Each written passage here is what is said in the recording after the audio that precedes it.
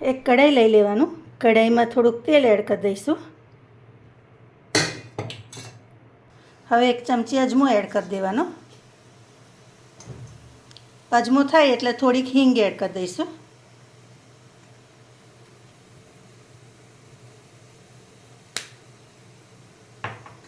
હિંગ થાય એટલે લસણ એડ કરી દેવાનું.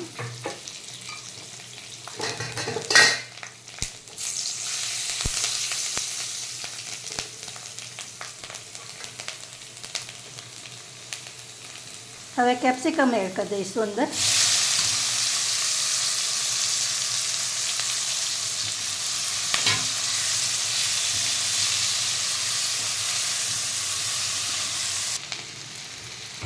એમાં ભીંડા એડ કરી દીધા આપણે અને હવે એને હલાવી લઈશું.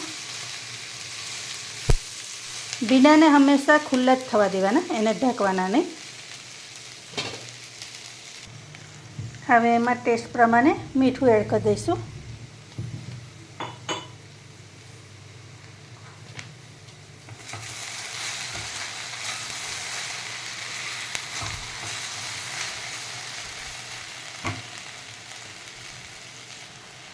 હવે આપણે બીજા મસાલા એડ કરી દઈએ. તો આ મરચું એડ કરી દેવાનું. હળદર એડ કરી દઈશું. 1 ચમચી હળદર એડ કરી છે. ધાણા જીરું એડ કરી દેવાનું 1 ચમચી અને કાશ્મીરી મરચું એડ કર્યું છે.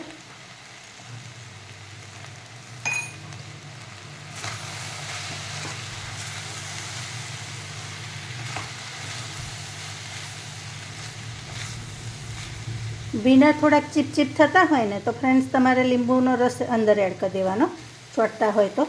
પણ તમે આવી રીતે ખુલ્લા જ થવા દેશો ને ધીમા ધીમા તાપે તો સરસ થશે અને ચીપકે પણ નહીં. તો તમારે આવી રીતે જ કરવાના.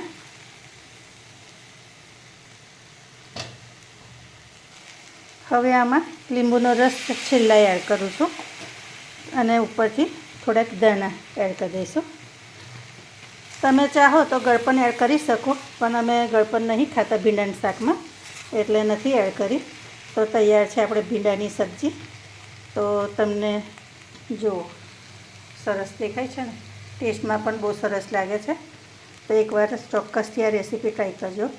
નવી રેસીપી સાથે ફરી મળીશું. Thank you.